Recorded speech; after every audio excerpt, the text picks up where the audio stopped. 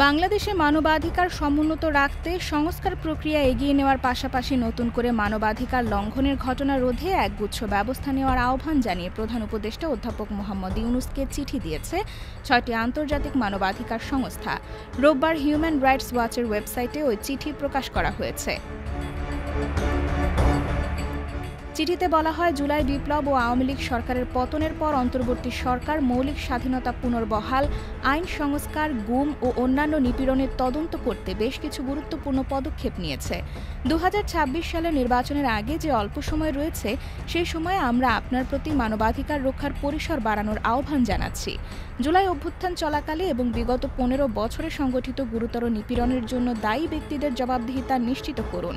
এসব অপরাধের মধ্যে গুম, বিচার বহির্ভূত হত্যাকাণ্ড ও নির্যাতনের ঘটনা রয়েছে। চিঠিতে আরও বলা হয়, অন্তর্বর্তী সরকারের উচিত রাজনৈতিক সংশ্লিষ্টতা নির্বিশেষে ২০২৪ সালের আগস্টের আগে ও পরে দায়ের করা ওই ধরনের সব মামলা পর্যালোচনা ও খারিজ করা। এসব মামলার মধ্যে আওয়ামী লীগের সদস্য ও সমর্থক যারা অপরাধের সঙ্গে যুক্ত থাকার গ্রহণযোগ্য প্রমাণ ছাড়া দোষী, অভিযুক্ত বা আটক রয়েছেন তাদেরও অন্তর্ভুক্ত করতে হবে।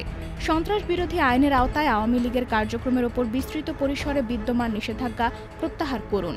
এ আইনের আওতায় সভা সমাবেশ ও মত প্রকাশের স্বাধীনতাকে অতিমাত্রায় সীমিত করা হয়েছে এবং তার শান্তিপূর্ণ কার্যক্রমে যুক্ত আওয়ামী লীগের সদস্য ও সমর্থক হিসেবে বিবেচিত ব্যক্তিদের গ্রেফতার করতে ব্যবহার করা হচ্ছে।